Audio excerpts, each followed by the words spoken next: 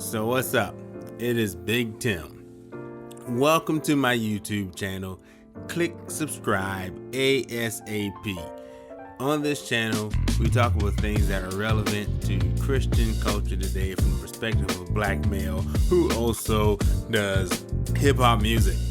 So, I don't post videos every day or every week or anything like that, so you won't get annoying notifications from me. But believe you me, when I share, you will want to hear. Click subscribe. And right now, let's get into it. Hey, welcome back. Part 4. 1, 2, 3, 4 of Managing Fear. Thank you for joining me. If this is your first one that you tuned into, there should be a link down below, or maybe this is already a part of a larger playlist, so you can kind of catch up and see what everything is. But without further ado, I'm going to jump right into this. You know, one of the greatest fears that the enemy, that Satan, that devil, that any spirit that rises against you can instill in you is a fear that God's word will not come to pass, is a fear that the promises in Scripture will not come to pass, that won't happen for you.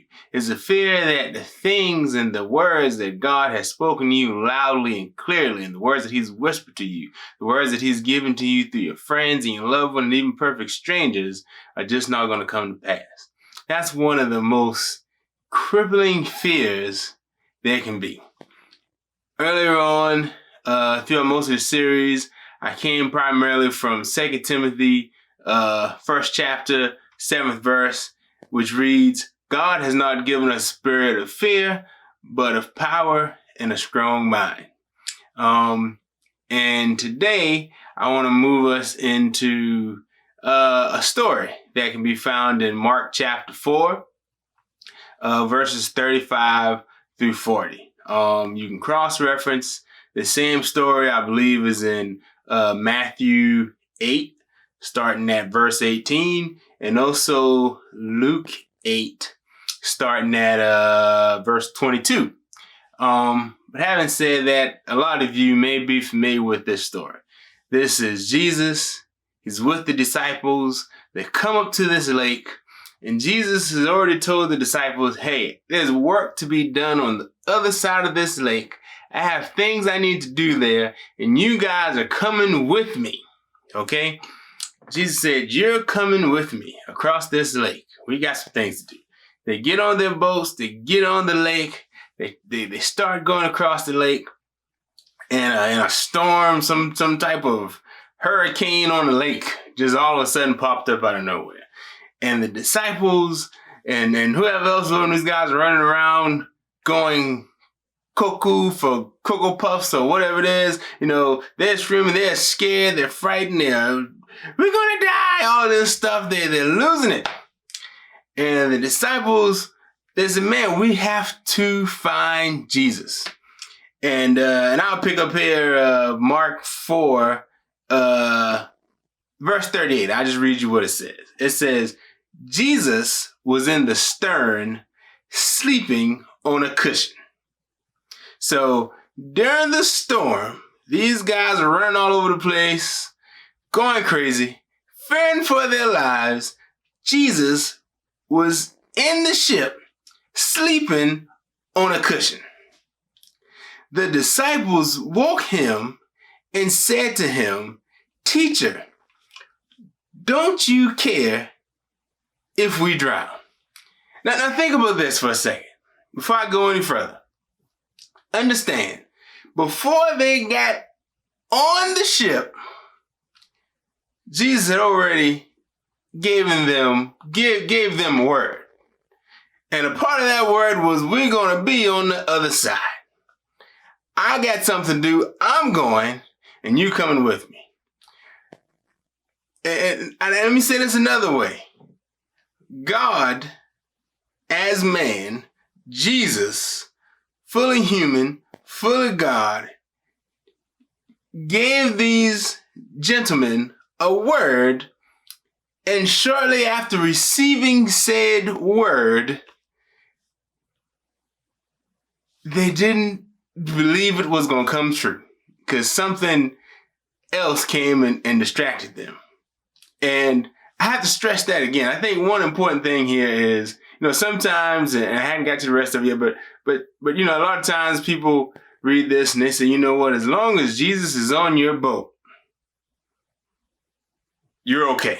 You got Jesus on your boat, the boat don't sink, something, Jesus on the boat, and I think that's fine and dandy. I'll take a step further because I think another thing that's pertinent here, as long as Jesus has given you a word, it's a done deal. And I think that's also important here. I think it was more, it wasn't just that Jesus was on the boat. I think it was that Jesus had already gave these guys a word. And I think that's important. And I want to kind of frame everything here with that. I know sometimes, there's a lot of promises in the Bible and we hold on to those promises. Sometimes, in my opinion, we may apply promises that may not be applicable today because maybe they were for particular people at a certain time. We may take hold of promises that are applicable today and maybe we add some extra stuff to it that's not necessarily there. And there's always promises God is willing to give to us personally if we're willing to hear it. But that's neither here nor there because right here, right now, these men had a word spoken directly to them. And after hearing the word, they came to Jesus and said, do you not care if we drown? Do you not care if we die? You mean to tell me you got the nerve to put me on this boat, tell me I'm going to make it to the other side, for me not to make it to the other side? That's essentially what he's saying. He's really questioning, and I'm sure in his mind he wasn't thinking about it like that, but I'm just, in the context of all that's going on, you can't ask Jesus, if you don't care if we drown, if you haven't already forgotten that he already told you we're going to be on the other side. You understand? Never mind the fact that you've already seen him perform all these miracles and heal people. Just read a couple the chapter before and everything else. Never mind, you already have seen what the man can do. He's sleeping. That should tell you something right there. But anyhow, let me get back to it. I got on the sidetrack here. Verse 39. Jesus got up, rebuked the wind, and said to the waves, quiet! Exclamation point. Be still! Exclamation point. Again, so they wake Jesus up. He is sleeping, sound asleep. The disciple come and wake him out of his sleep. And he gets up and he said, you know what? Just everything, just hush. Shut up. I know y'all don't like the word shut up. So Jesus probably wouldn't say the word, but whatever word is good for you. Hush. Silence. Come on, be still. Hush. These guys working on my nerve, wind, storm, silence. And the wind died down at his command, and everything was completely calm. Then Jesus turned to his disciples, and he asked them, listen to what he asked them. He asked them, why are you so afraid? Again, think about this. The men were on a boat thinking they were about to die because of how tumultuous this storm was. And after all of that, after Jesus came and he saw the storm because he's the one who told it to calm down, he asked the disciple, why are you so afraid? But listen to the question that immediately followed that. Jesus said, do you still have no faith? And I think one thing to understand here is Jesus asked the question that he already knew the answer to when he asked the first question. And in the second question, not only was it a question, it was an answer to the first question. He asked two questions, and with the two questions gave an answer. for the purpose of the disciples, of this particular disciple, whoever was hearing at the time, for the purpose of them being able to understand what just took place here. Why are you so afraid? Do you still have no faith? Just like in 2 Timothy chapter 1, verse 7, you see again that this fear, the spirit of fear, is in direct contradiction to faith. Remember, fear tolerated is faith contaminated. Fear and faith don't belong together. And to that, I want to ask you a question. Why are you so afraid? You know, what is it that God has already told you you need to be doing, but you're not doing it because you're stuck on the lake, worried about dying, when you've already been told what it's going to be? How many of us have been told you need to start that business, but you haven't started your business yet? You've been told you need to write the book, but you haven't wrote the book yet. Again, why are you so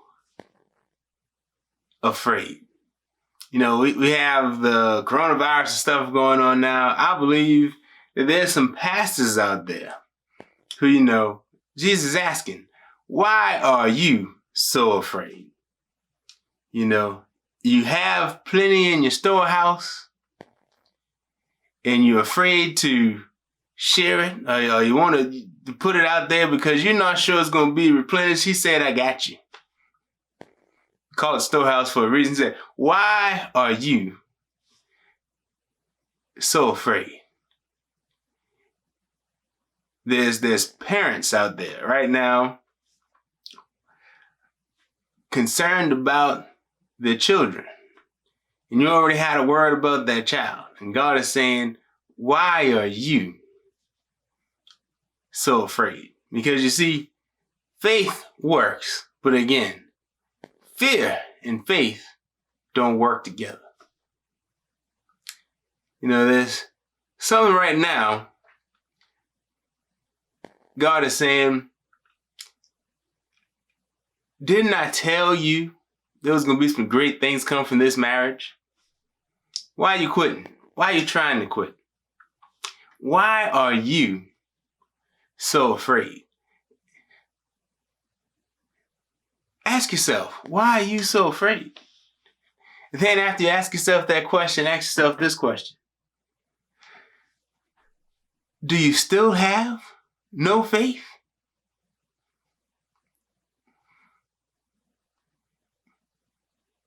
Step out, make a move. But, you know, I want to point something else out to you.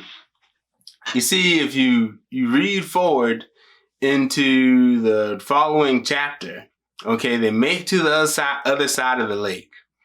And upon getting to the other side of the lake, they encounter this guy who was living amongst the tombs, I believe it says, scratching himself at night with rocks, crying out. They tried to chain this guy down. He's breaking out of the chains, and he's a wild and crazy man. Everybody's afraid of this gentleman. He's been like this for years. Don't know exactly how long, but a long time. Upon getting to the other side of the lake, Jesus cast demon out of this gentleman. He goes and run and tell the 10 cities in the area what God had done for him, what Jesus had done for him. Shared his testimony. They get on the lake again and go a little further, or go to another location. On this same trip where this storm happened and the disciples were concerned about dying, on this same trip is where the woman touched the hem of his garment and was healed of her issue of blood that she had for some number of years. I forget the exact number of years right now, but that happened here. Not only did that happen, I want to say it was a 12-year-old girl who had died, and Jesus rose her from the dead. All of these wonderful things happen as a result of making it to the other side of that lake. And so having said that, now I asked you earlier, why are you so afraid? But I know after hearing all this, you're not afraid anymore. You're ready to go forward. But just as a little bit more motivation, I want you to think about, because of your fear, because of you deciding you want to stop the boat in the lake and worry about dying instead of worrying about the words you've already been given, how many people are missing their blessing? How many people are missing their healing? You know, there's somebody out there, I know, I feel it, somebody out there, God's already told you, go to a hospital, lay some hands and start healing. Why are you so afraid? There's somebody out there, God already told him, say, next time you're in the grocery store and you see an old lady hobbling around and she can't make it to or from, you buy her groceries and set it up so she can have groceries throughout this pandemic. She ain't got to worry about coming out no more. You can either pay for it or let her, y'all can transaction, you go pick it up and give her some rest during these hard times. Why are you so afraid? And on top of that, who is missing out? Because you are afraid to walk into your greatness. And so I didn't really have a title in mind before I started this, but I'm guessing an appropriate title would be, again, why are you